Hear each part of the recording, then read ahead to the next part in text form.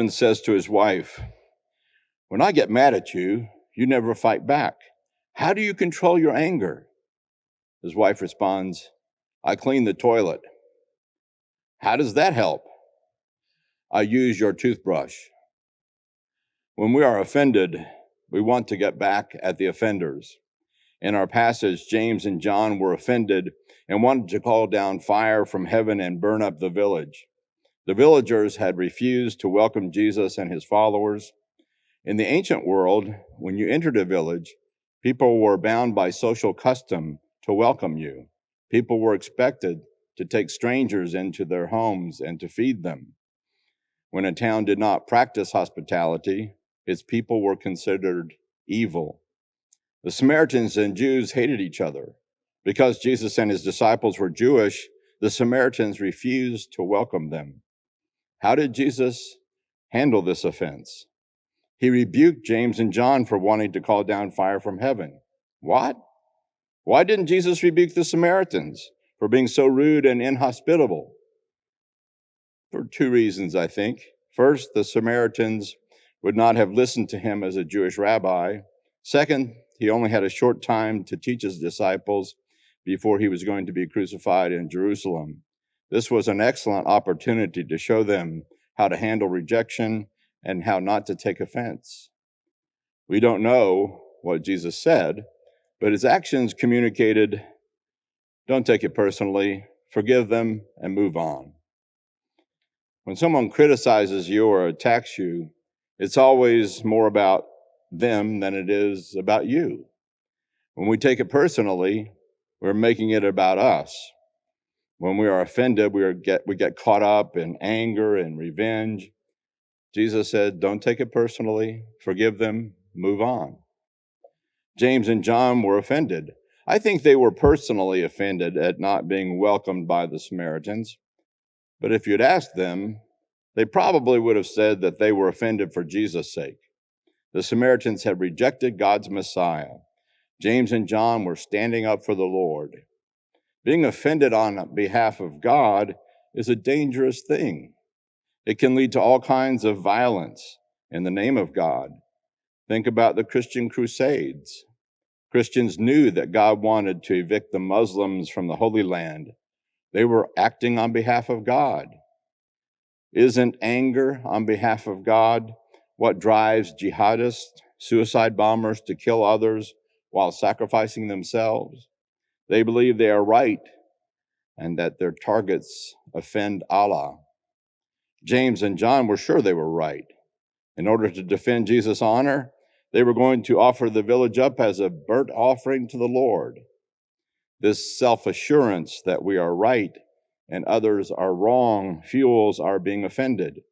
And we feel especially justified if we can connect our righteous indignation with God. Jesus taught us to be different. Brant Hansen suggests that Christians should never be offended. In his book, Unoffendable, How Just One Change Can Make All of Life Better, he argues that followers of Jesus should be unoffendable. We should forfeit our right to be offended. That means forfeiting our right to hold on to anger. It strikes at our very pride.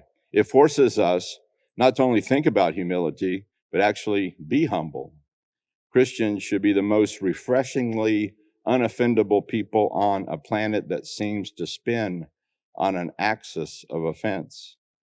We live in a culture of anger and offense. Being unoffendable helps in all our relationships. A man goes to a psychologist complaining about his wife's anger. She seems to just flip out on him and lose her temper constantly. The doctor says, okay, here's what I want you to do. Anytime you feel like your wife is about to flip out, I want you to go to the kitchen, pour yourself a glass of water, and then take a swig and keep swilling it around in your mouth until she calms down. The man is puzzled, but says, okay, I'll give it a try. 2 weeks pass by, and he goes back to his psychologist and says, that suggestion of yours worked like a charm. Anytime my wife became angry, I just swilled the water around my mouth, and as you said, She calmed down. How in the world does a glass of water do that? The psychologist replies, the water itself doesn't do anything. I think you'll find it's just keeping your mouth shut that does the trick. Hansen assumes it is possible for us to be unoffendable. He says not only can we choose to be unoffendable, he argues that we should choose that. It means living out Jesus' call to deny ourselves and pick up our cross and follow him. We are human, and we're going to get angry, but we can let it go. We have no right to keep it. We never have a right to be offended. Anger is easy. To forgive and love, that's difficult. It may even be miraculous. We may never admit it, but the truth is we like being angry. We do not like the things that make us angry, but the feeling of anger is a powerful emotion that we can enjoy. But when we do not get rid of the anger, we, like James and John, may lash out at the offenders. We want to get back at them for the wrong they've done to us. And if we can't get back at them directly, we will tell others how bad they are. And because we know we are right and they are wrong, we are victims of what they have done to us. That helps us get an audience when we say how others have victimized us. We always think we are right. Yet, Dan Kahan, a Yale law professor, recently led a study that found that our passions and biases undermine even basic reasoning. The study showed that people who are normally very adept at math are suddenly unable to solve a problem when the obvious answer conflicts with their political beliefs, whether liberal or conservative. This study and other evidence show that instead of changing our beliefs to match reality, we often just rearrange reality in our heads to match what we want. We always convince ourselves we are right. But the Lord is calling us to be humble, to admit that we are wrong, to listen to the other person, to be unoffendable. That does not mean that our pain is not real. Probably the greatest example of not taking pain personally and not lashing out in retaliation is Jesus. On the cross, he prayed, Father, forgive them because they do not know what they're doing. Isn't that the pinnacle of not taking something personally or letting go of the pain inflicted by someone else? It did not mean that Jesus did not suffer. He certainly did. The pain of the flogging, the crown of thorns pushed down on his head, carrying the cross on his bloody shoulders, nails being driven into his hands and feet. His suffering was real. Jesus letting it go did not mean that his crucifixion was not evil and unjust. It was. In the same way, we should never deny the pain someone feels over what another has done to them. That moves us to empathy and compassion for them. However, people certainly need to be stopped from doing evil, but the way to stop them is not in anger. I once witnessed two police officers talking to a teenager I knew. The younger officer was angry and tried to bully the teenager. The teenager responded with anger and resistance. However, the older officer remained calm and was much more effective at helping the teenager to understand what his options were. The best police officers keep their cool and do not react in anger toward perpetrators. I've been told that is also true of the best soldiers. We must oppose evil, but not in self-righteous anger. Would you want to come before a judge who's angry, even if his anger was with his wife?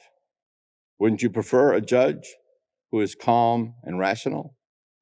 I admire Reverend Dr. Martin Luther King Jr., but I am amazed how his Christian witness has been twisted to justify anger. As a pastor, King said things like, "You must not harbor anger. You should love your enemies." He trained people not to meet violence with violence, but to let go of anger and to take a beating as a way of loving your enemies. He taught people not to take the harm personally, but to rise above the violence. Today, in some social activist circles, people talk about allowing your anger to empower you and using your anger constructively. There's nothing constructive about anger. It's destructive to the person holding on to it and to the target of his or her anger. Jesus said we should love our enemies, pray for those who persecute us. If someone strikes one cheek, turn the other also. Do not repay evil for evil. How can we begin to do those things that Jesus called us to do, things Jesus modeled, if we hold on to our self-righteous anger? If we Christians are going to be unoffendable, we're going to have to stop judging others, which Jesus commanded us to do. Being offended involves judging others' words and actions and even their motives as wrong. The Apostle Paul wrote, "As for myself, I do not care if I am judged by you or by any human court. I do not even judge myself. I know of no wrong I have done, but this does not make me right before God. The Lord is the one who judges me. So do not judge before the right time. Wait until the Lord comes. He will bring to light things that are now hidden in darkness and will make known the secret purposes of people's hearts." Paul admits he does not know anyone's motives, not even his own. Even if his conscience was clear, that didn't make him innocent. Paul was aware of his inability to judge himself. He couldn't be trusted. So he said, "Leave the judging up to God. He will sort it out in the end." God knows the motives of others. We don't. God knows our private motives. We don't. Yet we think we can judge others' motives. We're wrong. When we Christians do not take offense, but love and forgive others, it empowers our Christian witness. Hansen tells about a friend of his named Michael. He's a very evangelical Christian. Michael decided to open a coffee shop in the downtown of a city with a large university in the middle of a thriving art scene. He opened it right in the middle of the usual assortment of feminist bookstores and hipster apartments. He planned to bring in big-name Christian musicians for concerts and feature evangelical speakers. The local paper wrote about him and his wife and their purchase of one of the most significant buildings in the downtown area, as well as their evangelical plans for the coffee house. Hansen said he winced when he saw the article. He had other friends in the neighborhood and knew none of them would welcome this development. In fact, before Michael bought the building, it had hosted the community's biggest art event of the year. It was an exhibition to benefit AIDS research, and it featured local artists. Some of the works of art were highly offensive to evangelical Christian sensibilities. Hansen could see the culture war coming. One of the exhibit organizers saw Michael on the street and asked how things were going with the remodeling of his building. He also mentioned to Michael that, of course, he and his team would be looking for a new place for their art exhibition this year. Michael said no, they wouldn't need to do that. They could still have the event in his building. They were welcome. The guy was stunned. Really? He said, "That's not necessary." He knew Michael wouldn't want this kind of crowd in his coffee shop. Michael told him that not only were they welcome, but he'd pay for all the catering. He'd buy the wine and hors d'oeuvres. They couldn't believe it. What about the art that Michael surely would find offensive? Michael said they were welcome anyway, and they were. Michael had told the event organizers that he didn't need to appreciate all the art. He just wanted them to feel at home. Instead of being evicted by Christians from the best location for the exhibit, the artists were welcomed. Michael and his wife met everyone at the door. He dressed in a tuxedo and offered everyone chocolate-covered strawberries. Live music filled the room. It turned out to be the best exhibit the group had ever had. Michael helped everybody. He talked freely about Jesus, but people didn't mind. He told Hansen he would just talk to people about the goodness of God because he knew down deep that everyone is yearning for a God like that. A woman who ran a business nearby was open about her distaste for Christians and her affinity for Wicca. But she loved Michael and would listen to him talk about Jesus.